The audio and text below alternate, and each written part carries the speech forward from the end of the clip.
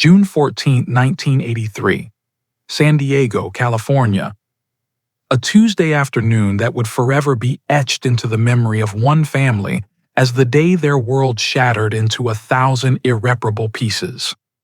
5-year-old Laura Mings was playing in her front yard on Maple Street, a quiet residential neighborhood where everyone knew everyone, where children rode bikes freely, and where parents never imagined that evil could reach through their white picket fences and steal their most precious treasure.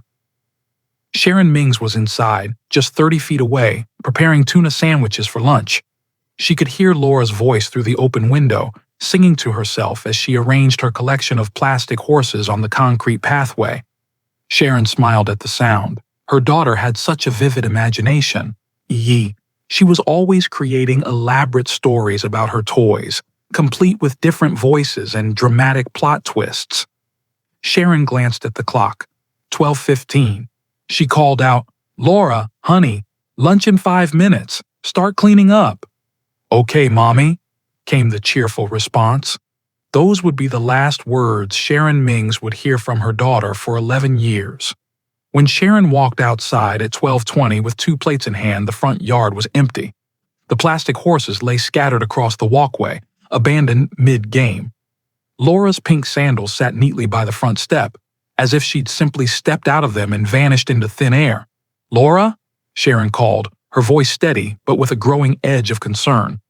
"Laura, this isn't funny, sweetie. Come out now." Silence. Sharon's heart began to race. She set the plates down on the porch railing and walked quickly around the side of the house, checking the backyard. Empty. She ran to the front again, this time shouting Laura's name with increasing desperation. Neighbors emerged from their homes, drawn by Sharon's cries. Within minutes, a dozen people were searching yards, calling Laura's name, checking garages and storage sheds. By 12:45, someone had called the police. By 1:15, Maple Street was swarming with squad cars, their red and blue lights painting the quiet suburban homes in colors of crisis and chaos. By nightfall, Laura Mings had become another statistic, another face on a missing child poster, another family's nightmare. But this story doesn't end there, because 11 years later, in a grocery store aisle, a chance conversation would crack this cold case wide open. And the key to solving it? A single word that only one person outside Laura's immediate family could possibly know: Jelly Belly. To understand how Laura Mings disappeared without a trace in broad daylight from a neighborhood where at least a dozen people were home, we need to go back to the morning of June 14, 1983. The Mings family lived in a modest 3-bedroom home on Maple Street in the Claremont neighborhood of San Diego. It was a working-class area filled with young families, retirees, and the kind of people who still brought casseroles to new neighbors and organized block parties every 4th of July. Sharon Mings, 28 years old, was a legal secretary at a downtown law firm. Laura's father, Dennis Mings, worked as an electrician for the city. They'd bought the house 2 years earlier, thrilled to finally have a yard where Laura could play safely. That morning had been completely ordinary. Dennis had left for work at 6:30. Sharon had gotten Laura dressed, fed her breakfast, and then settled her in the front yard to play while she tidied the house and prepared lunch. It was their routine. The front yard was fenced, visible from the living room window, and Laura knew the rules. Stay in the yard, don't talk to strangers, come when called. Laura was a bright, imaginative child. She had blonde hair that her mother kept in 2 braids, green eyes, and a spattering of freckles across her nose. She was small for her age, just 42 pounds, barely 3.5 feet tall. She loved horses, strawberry ice cream, and her collection of My Little Pony figures, though they wouldn't be released until the following year. Instead, she made do with plastic horse figurines from the dollar store. But Laura's most constant companion wasn't a toy at all. It was an imaginary friend she called Jelly Belly. Sharon had been charmed by this creation. Jelly Belly, according to Laura, was a purple jellyfish who could fly through the air and lived in a castle made of sea glass. Laura would have long, elaborate conversations with Jelly Belly, setting a place for him at dinner, drawing pictures of him, and insisting that her mother say goodnight to him every evening. "Is Jelly Belly tucked in?" Laura would ask. "All tucked in," Sharon would reply, playing along, never imagining that this silly name would one day be the key to finding her daughter. On that June morning, Laura had been playing her usual games with Jelly Belly, narrating an adventure where her plastic horses were trying to find Jelly Belly's lost treasure. Sharon could hear fragments of the story through the window. "No, no, Jelly Belly, you have to hide better." Laura's voice drifted inside. "The bad guys are coming." How tragically prophetic those words would become. The San Diego Police Department responded with the urgency that child abduction cases demand. Within hours, they had officers canvassing the neighborhood, interviewing every resident on Maple Street and the surrounding blocks. The initial investigation revealed a few concerning details. 2 neighbors reported seeing an unfamiliar brown van parked on the street around noon, about 15 minutes before Laura was discovered missing. One described it as dirty, like it had been driven through mud. Another noticed that the driver stayed in the vehicle, seeming to watch the street, but no one had seen anyone approach Laura. No one had heard screams or sounds of struggle. No one had witnessed the actual abduction, except one person. Across the street from the Mings home at number 42 Maple Street lived 63-year-old Miriam Danson. Miriam was a widow who'd lost her husband in the Korean War 30 years earlier. She lived alone, rarely left her house, and was known in the neighborhood as the woman who watched the world from behind her curtains. Miriam suffered from severe agoraphobia, a crippling anxiety disorder that made leaving her home feel impossible. Her groceries were delivered, her bills were paid by mail, and she'd once told a postal worker that she hadn't stepped outside her front door in over 15 years. From her living room window, Miriam had an unobstructed view of the Mings' front yard. And on June 14, 1983, she saw everything. She watched as the brown van pulled up. She watched as a man in his 30s or 40s, wearing a baseball cap and sunglasses, got out and approached Laura. She watched as he spoke to the child, smiling, gesturing toward the van. She watched as Laura, trusting and innocent, walked closer to listen. And she watched, frozen in terror, as the man suddenly grabbed Laura, lifted her off the ground, and carried her to the van while covering her mouth. The whole abduction took less than 30 seconds. Miriam's hands shook as she reached for the phone. But before she could dial, she saw something that would silence her for 11 years. The man looked directly at her window. Though she was partially hidden by her curtains, their eyes met. He stared at her for a long moment, then slowly drew his finger across his throat in an unmistakable gesture. "If you tell, you're dead." The phone receiver slipped from Miriam's trembling hands. She backed away from the window, her heart pounding so hard she thought she might collapse. When the police came knocking on her door 2 hours later, she couldn't answer. She sat in her darkened living room, paralyzed by fear, listening to them knock and call her name. "Miss Danson, this is the San Diego Police. We need to ask you some questions about what you might have seen this afternoon." Miriam pressed her hands over her mouth to keep from making a sound. The agoraphobia that had imprisoned her for 15 years now combined with raw terror to keep her silent. She'd already convinced herself that the man knew where she lived, that he was watching her, that if she spoke, he would come back and kill her. Eventually, the police left. They would return twice more over the following days, but Miriam never answered her door. She told herself she hadn't seen anything. She tried to forget. She failed. The story of Laura Mings is one of the most compelling cold cases in California history, and we're just getting started. If you're finding this investigation as gripping as we did while researching it, make sure you don't miss what happens next. Hit that subscribe button now and turn on notifications, because the twists in this case will leave you absolutely stunned. Trust me. You won't want to miss a single detail of how this story unfolds. Now, let's continue with the investigation that would go cold for over a decade. In the days and weeks following Laura's disappearance, the San Diego Police Department pursued every possible lead. Detective Jake Norman, A 17-year veteran of the force with a specialty in crimes against children, was assigned as the lead investigator. Detective Norman was a meticulous man, known for his dogged determination and his inability to let cases go unsolved. He had 2 daughters of his own, aged 7 and 9, and the Laura Mings case hit him particularly hard. "I kept thinking, that could be my Amy or my Sarah," he would later recall in a 1995 interview. "Every time I looked at Laura's school photo on my desk, I saw my own kids. I made a promise to Sharon Mings that I would bring her daughter home. I just didn't know it would take 11 years to keep that promise."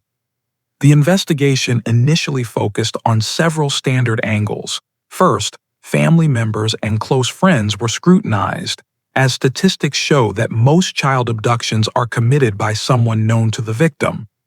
Dennis Mings, Laura's father, was interviewed extensively and subjected to a polygraph test, which he passed. Sharon's family, friends, and co-workers were all investigated and cleared. Second, registered sex offenders in the San Diego area were questioned and their alibis checked. This was 1983, before comprehensive sex offender databases, so the process was labor-intensive and incomplete. None of the known offenders panned out as suspects. Third, the brown van became a focus. Police put out bulletins asking for information about a brown van, possibly a Chevrolet or Ford model from the late 70s, with possible mud or dirt staining. Dozens of tips came in, but none led anywhere concrete. The witness accounts of the van were frustratingly vague. One neighbor thought it might have had ladders on top like a contractor's vehicle. Another was certain it didn't. One insisted the driver was wearing a blue baseball cap. Another remembered it as red. These inconsistencies are common in eyewitness testimony, but they made the investigation more difficult. What Detective Norman didn't know was that the one person who could have provided a detailed description, who had seen the kidnapper's face clearly, who might have noticed distinguishing features or even a license plate number. Garcia was sitting silent in her home across the street, too terrified to come forward. As weeks turned to months, the investigation began to slow. Tips became less frequent. Media attention dwindled. Sharon Mings appeared on local news programs, pleading for information, but the responses grew sparse. Dennis Mings struggled to cope. He threw himself into work, taking every overtime shift available, as if staying busy could somehow make the pain manageable. The strain on the marriage became unbearable. By December of 1983, just 6 months after Laura's disappearance, Dennis moved out. The divorce was finalized the following spring. "I don't blame him," Sharon would later say. "We both grieved differently. He needed to run from the pain. I needed to run toward finding Laura." There was no middle ground. Sharon Mings became consumed with finding her daughter. She joined support groups for parents of missing children. She learned about advocacy, about how to keep cases in the public eye, about the grim statistics that said the longer a child was missing, the less likely they'd be found alive. She never moved from the house on Maple Street, even though every corner held memories of Laura. She kept Laura's bedroom exactly as it had been, her clothes still in the closet, her toys still on the shelves, the My Little Pony comforter still on the bed. "People thought I was crazy," Sharon recalled. They'd say, "Sharon, you need to move on, you need to heal." But how could I? What if Laura came home and I wasn't there? What if she found the house sold, her room dismantled, everything she knew gone? I had to be there. I had to keep everything ready for her. Every June 14th, the anniversary of the abduction, Sharon held a vigil. Local news would sometimes cover it, especially on the 5 and 10-year anniversaries. She would stand in her front yard, surrounded by candles, photos of Laura, and a handful of supporters, praying for her daughter's return. Detective Norman attended every vigil. He never gave up on the case, even as it grew colder with each passing year. He continued to follow up on tips, rare as they became. He reviewed the case file regularly, looking for something he might have missed. But the truth was, without new evidence, there was nowhere to go. The case was at a complete standstill. Meanwhile, across the street, Miriam Danson lived with crushing guilt. She'd seen everything. She knew she held the key to possibly finding Laura, but her fear was simply too powerful. The agoraphobia that kept her imprisoned combined with terror of the kidnapper to create an insurmountable barrier to coming forward. She tried to convince herself that her testimony wouldn't matter anyway. The man had been wearing sunglasses and a cap. She couldn't have identified him. The van had been too far away to see a license plate clearly. What difference would it make?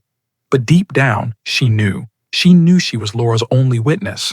She knew her silence might mean that little girl would never be found. And that knowledge ate at her soul. Miriam began having nightmares. She'd dream of Laura calling out to her, asking why Miriam hadn't helped. She'd dream of the man coming to her door, making good on his silent threat. She'd wake up gasping. Her sheets soaked with sweat, her heart racing. She tried to assuage her guilt in small ways. She prayed for Laura every night. She kept a newspaper clipping about the case in her Bible. On the anniversaries, she would watch Sharon's vigil from her window, tears streaming down her face, whispering, "I'm sorry, I'm so sorry." But she still didn't come forward. The years passed. 1984 became 85, then 86. Laura's case was officially designated as cold.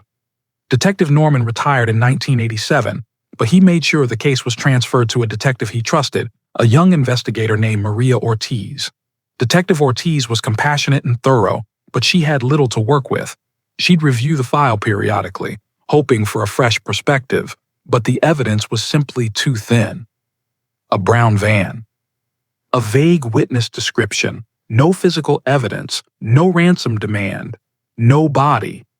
Laura Mings had simply vanished. Sharon Mings continued her vigils. She worked with organizations that helped families of missing children. She became an advocate for better Amber Alert systems, for national databases of missing persons, for anything that might help other families avoid her nightmare. But privately, as year 7, then 8, then 9 passed without word, Sharon began to lose hope that she'd ever see Laura alive again. The statistics were brutal. Most abducted children who are murdered are killed within the first 3 hours. Those who survive are usually found within the first few days. After 11 years, the chances of Laura being alive were astronomically small. Still, Sharon couldn't give up entirely. Some small part of her, perhaps a mother's intuition, perhaps simply stubborn denial, insisted that Laura was out there somewhere, alive, waiting to be found, and as it would turn out, that intuition was absolutely correct. May 7th, 1994. 11 years after Laura Mings disappeared, Sharon Mings, now 39 years old, was shopping at her local Ralph's grocery store on a Saturday morning. It had become part of her routine, the ordinary rhythms of life that continued despite the extraordinary grief she carried. She was in the canned goods aisle debating between 2 brands of tomato sauce when she heard a woman's voice nearby, talking on one of those new cellular phones that were just becoming popular. The woman was in her 30s, blonde, wearing professional attire. She was having what seemed to be a personal conversation, occasionally laughing, her voice carrying in the quiet morning store. Sharon wasn't intentionally eavesdropping, but the woman's voice was clear, and in the sparse Saturday morning crowd, there were few other sounds to mask the conversation. I know, the woman was saying. Ashley can be so stubborn sometimes, just like I was at that age. Yesterday, she insisted that her imaginary friend needed a seat at dinner. Can you imagine? She's 11 years old. Sharon felt a small smile tug at her lips despite herself. Children and their imaginary friends. Laura had been the same way with. I tried to tell her she's getting too old for imaginary friends, the woman continued, moving into the next aisle. Sharon found herself drifting in the same direction, her grocery shopping forgotten. But she absolutely insists, won't let it go. Carries on whole conversations with, oh, what does she call it? Jelly Belly. Ridiculous name, right? Some kind of jellyfish character. Sharon Mings froze. The can of tomato sauce slipped from her hand and hit the floor with a hollow, metallic clang rolling down the aisle. She gripped the edge of the shopping cart, her knuckles turning white, her vision swimming. Jelly Belly. The woman on the phone glanced over at the noise, offered a polite smile, and continued her conversation as she moved toward the checkout area. Sharon's mind was reeling. Jelly Belly, Laura's imaginary friend. The purple jellyfish that lived in a castle made of sea glass. The name was so specific, so unique. Laura had made it up herself when she was 3 years old. Sharon had never heard another child use that name. What were the odds? But no. It had to be a coincidence. Lots of kids had jellyfish-related imaginary friends, didn't they? Maybe it was from a TV show Sharon didn't know about. Maybe... Sharon's heart was racing. She abandoned her cart and hurried toward the front of the store looking for the blonde woman. She caught sight of her just as she was getting into a silver Honda Accord in the parking lot, still on her phone. Sharon ran to her car, fumbling with her keys, and pulled out of her parking spot just in time to see the Accord turning onto the main road. She followed, keeping a safe distance, her hands shaking on the steering wheel. What was she doing? This was crazy. She was following a stranger because she'd overheard a common name for an imaginary friend. This was exactly the kind of desperate, irrational behavior that well-meaning friends had warned her about. But something deeper than reason was driving Sharon forward. A mother's instinct, a coincidence too specific to ignore. The Accord drove for about 15 minutes before pulling into the driveway of a modest home in the Scripps Ranch neighborhood. Sharon parked across the street, watching as the blonde woman got out, gathered some shopping bags from her trunk, and went inside. Sharon sat there for a long moment, her heart pounding. Then she reached for the car phone she'd installed just 6 months earlier, one of those brick-sized mobile units that cost a fortune but that she justified as a safety measure. She called Detective Maria Ortiz. "Detective Ortiz? This is Sharon Mings. I know this is going to sound insane, but I need you to listen to me." Sharon explained what she'd overheard, the name Jelly Belly, how specific and unusual it was. She gave the address where the woman had driven. "Sharon," Ortiz said gently, "I understand how desperately you want to find Laura, but this could be completely innocent. Jelly Belly might be from a book or a TV show I don't know about." "Please," Sharon said, tears streaming down her face. "Please just check it out. Run the address. See who lives there. I'm not asking you to raid the house. Just, please, look into it." Ortiz sighed. "Okay, I'll look into it. But Sharon, I need you to go home. Do not approach that house. Do not contact those people. Let me handle this professionally. Can you promise me that?" "I promise," Sharon whispered. She drove home in a daze, barely remembering the route. At home? She paced her living room, unable to sit, unable to think about anything else. She called Detective Ortiz 3 times that afternoon, each time being told that the detective was working on it, to please be patient. At 6:30 that evening, Detective Ortiz called back. "Sharon, I ran the address. The house is owned by Richard and Patricia Colby. They've lived there for about 8 years. They have one daughter, Ashley Colby, who according to school records is 11 years old." Sharon's breath caught. 11 years old. Laura would be 16 now, but she was 5 when she was taken, Ortiz finished. "Sharon, I know what you're thinking, but there's no evidence of wrongdoing here. The Colbys could have legitimately adopted a daughter named Ashley. Or this could be their biological child who happens to be 11 and happens to have an imaginary friend with a similar name. Did you check adoption records?" Private adoptions aren't always in the public database, especially from 11 years ago. "Sharon, I can't just accuse these people of kidnapping based on an overheard conversation in a grocery store." Sharon felt her hope deflating. "So that's it? You're not going to investigate?" "I didn't say that," Ortiz replied. "I'm going to make some inquiries, discreetly, but I need you to stay away from that house. If there is something to this, the last thing we need is you confronting them and spooking them. Understood?" "Understood," Sharon said quietly. She hung up and sank onto her couch, her face in her hands. Was she losing her mind? Chasing shadows and coincidences because she couldn't accept that Laura was gone? But she couldn't shake the feeling that this meant something. The investigation into the Colby family is about to take an unexpected turn, thanks to someone who's been carrying a terrible secret for 11 years. If you're as invested in Laura's story as we are, make sure you're subscribed to this channel so you don't miss the stunning revelation that's coming next. Hit that subscribe button and the notification bell. What happens in the next part of this story will absolutely shock you. Now, let's find out who finally came forward with the truth. While Sharon Mings was grappling with her grocery store discovery and Detective Ortiz was beginning her discreet inquiries into the Colby family, across town, another woman was experiencing her own revelation. Miriam Danson, now 74 years old, was watching the evening news on May 9, 1994, 2 days after Sharon's grocery store encounter. The lead story was about a major bust of an illegal adoption ring operating out of Tijuana, Mexico. Federal agents had arrested 17 people involved in a scheme that had been trafficking children for adoption, forging documents, and falsifying birth certificates for over a decade.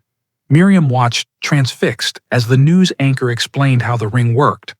Children would be abducted or purchased from desperate parents, then moved across the border. Fake paperwork would be created. The children would be sold to couples willing to pay exorbitant fees for a baby or young child, no questions asked. Some of these children, the anchor said gravely, were reported as missing persons. Some were never reported at all. Authorities estimate that over 200 children may have been trafficked through this ring between 1978 and 1994. Miriam felt something shift inside her. For 11 years, she'd lived with the assumption that speaking up wouldn't matter, that Laura was dead, that her testimony would only bring the kidnapper's wrath upon her without helping anyone. But this news story changed everything. Children were being found. Families were being reunited. Some of these children had been missing for years, living under assumed identities, not even knowing their real names. What if Laura was one of them? What if that man had sold Laura to someone, created false papers, and Laura was out there somewhere, alive, living as someone else's daughter? Miriam thought about the little girl that she'd seen playing in the front yard, singing to her imaginary friend. She thought about Sharon Mings, the mother who'd never stopped searching, who held vigils every year, who still lived in that house waiting for her daughter to come home. And she thought about herself, 74 years old, her agoraphobia somewhat improved with years of therapy, though she still rarely left home. How much longer did she have? Could she die with this secret still locked inside her? The man who'd threatened her was probably long gone. Even if he wasn't, even if he'd made good on his threat, wasn't Laura's life worth the risk? Miriam made a decision. After 11 years of silence, she would speak. But her agoraphobia hadn't disappeared entirely. The thought of going to the police station, of sitting in an interrogation room, of telling her story to strangers still filled her with crippling anxiety. She needed a different approach. The next morning, May 10th, Miriam did something she hadn't done in over a decade. She forced herself to leave her house. Her hands shook as she unlocked her front door. Sweat beaded on her forehead as she stepped into her porch. Her heart raced as she walked down her front steps. Every instinct screamed at her to turn back, to retreat to safety. But she kept walking. She crossed Maple Street, the same street she'd stared at through her windows for 15 years, and approached Sharon Mings' house. She knew Sharon's schedule. Sharon left for work at 8:15 every morning. It was now 8:10. Miriam positioned herself near Sharon's car in the driveway, trying to control her breathing, trying to keep the panic at bay. At 8:14, Sharon emerged from her house, purse over her shoulder, coffee travel mug in hand. She nearly dropped the mug when she saw Miriam standing by her car. "Miss Danson?" Sharon said, startled. She'd lived across the street from Miriam for 11 years, but had probably spoken to her less than a dozen times. Always brief exchanges when Sharon would bring over mail that had been misdelivered. Miriam's voice was barely a whisper. "Jelly Belly." Sharon froze. "What did you say?" "Jelly Belly," Miriam repeated slightly louder. "Laura's imaginary friend, the purple jellyfish." Sharon felt the world tilt. "How do you know that name?" Miriam glanced around nervously, as if afraid of being watched. "I can't talk here. I need to go home." But I'll leave you something. In your mailbox. Tonight, please read it. Please tell the police. I saw him. I saw the man who took Laura." Before Sharon could respond, Miriam turned and hurried back across the street, practically running into her house and slamming the door behind her. Sharon stood frozen by her car for a full minute, her mind racing. Then she got in her car and drove straight to the police station, calling in sick to work on the way. Detective Ortiz listened to Sharon's account with growing interest. She said she saw the man who took Laura? After all these years, why is she coming forward now? "I don't know," Sharon said, "but she knew about Jelly Belly. The only people who knew that name were me, Dennis, and Laura. We never told the media. It wasn't in any of the reports. How could she know unless Laura told her," Ortiz finished. Or unless she really did witness the abduction?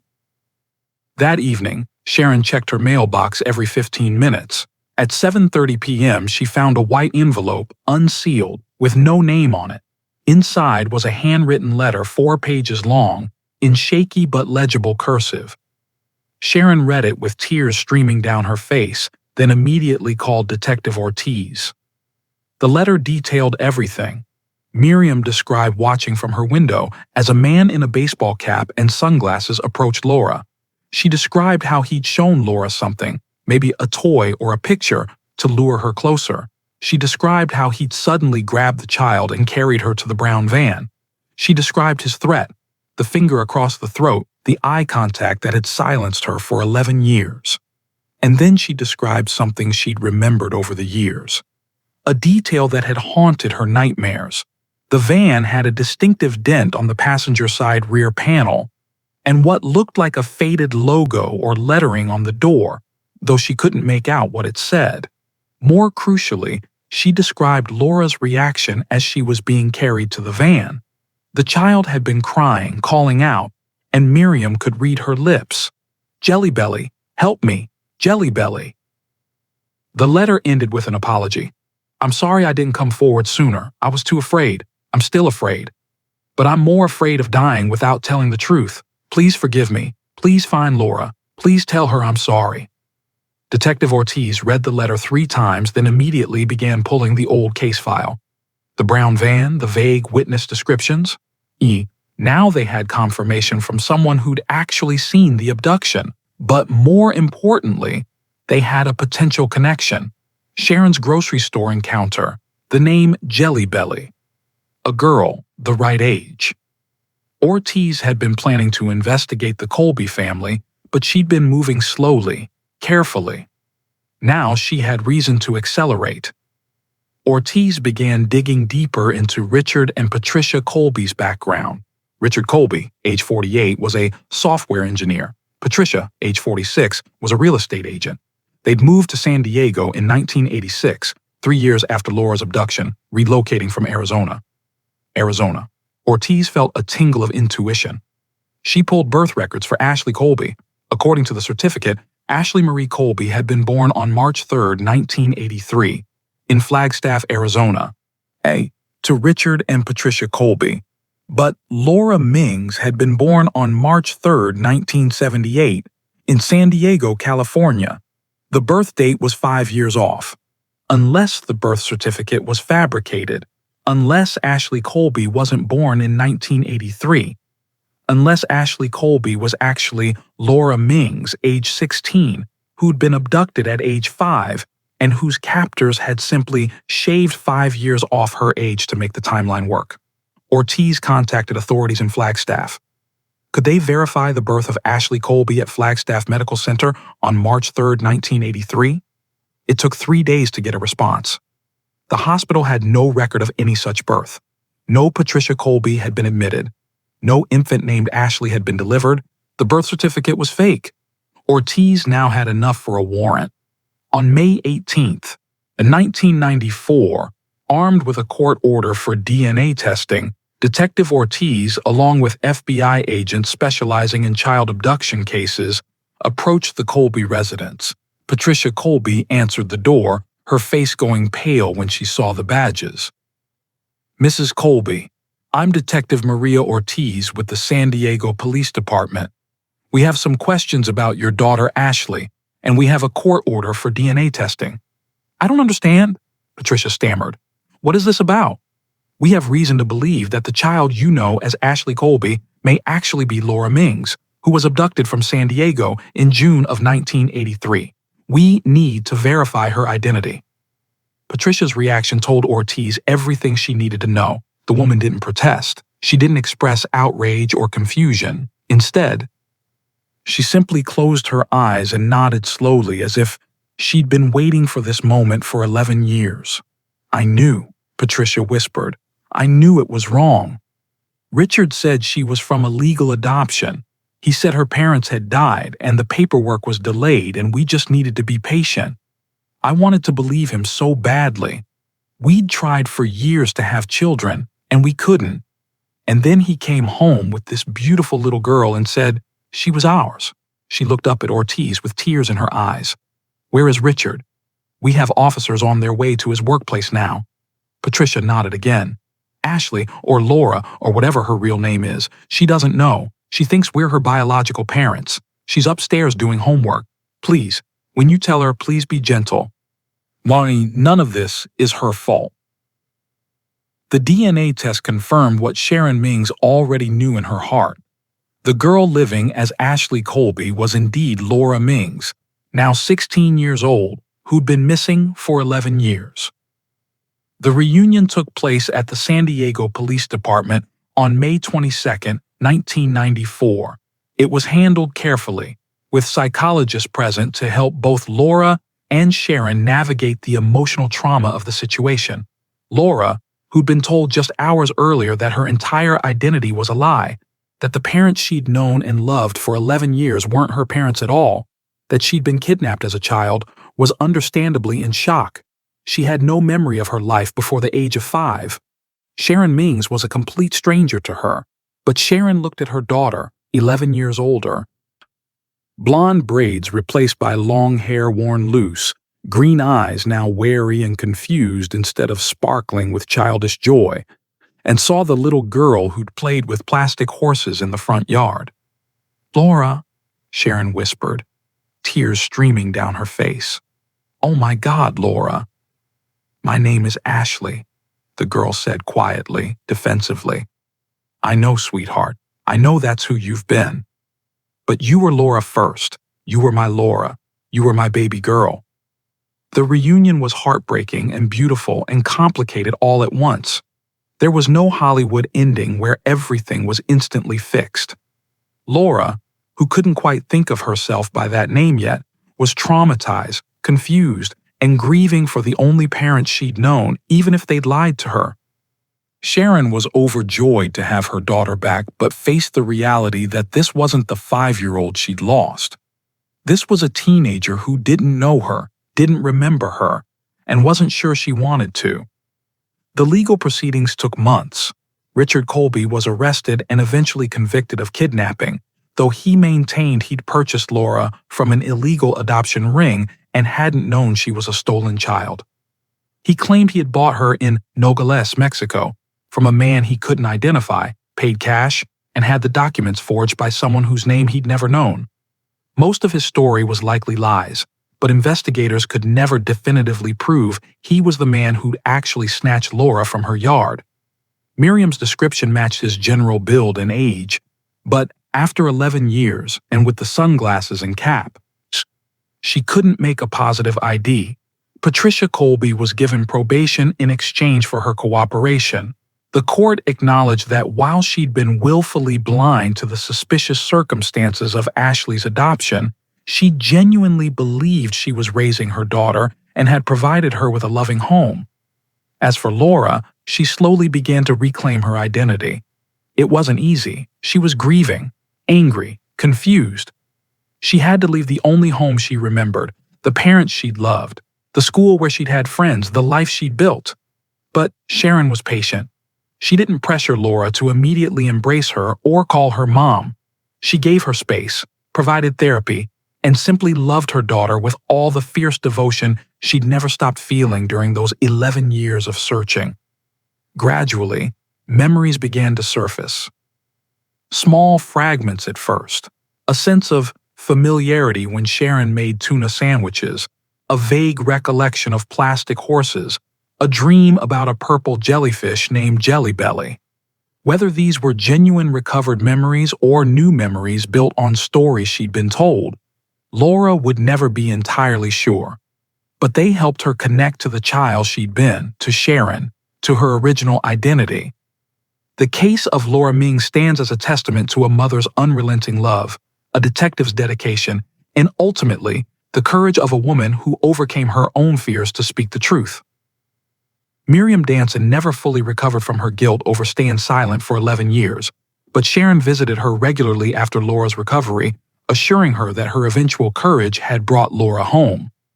Miriam passed away in 1998, at peace, knowing she'd finally done the right thing. Detective Maria Ortiz received a commendation for her work on the case. She remained in contact with Sharon and Laura for years, watching as Laura gradually rebuilt her life and identity. And Laura Mings? She legally reclaimed her birth name at age 18. She graduated from college, became an advocate for missing children, and eventually had the privilege of helping reunite other families torn apart by abduction. Because sometimes, even after 11 years, even when all hope seems lost, courage, whether it's a mother's refusal to stop searching or a witness's decision to finally speak, can bring the missing home. If Laura's story moved you, there are thousands more cases like hers that deserve attention. Subscribe to this channel to hear more incredible cold case stories that ended in hope, justice, and reunion. Every subscription helps us bring these important stories to light and keeps pressure on unsolved cases that still need answers. Hit that subscribe button now and turn on notifications so you never miss a story. Thank you for listening, and remember, it's never too late for the truth to come out.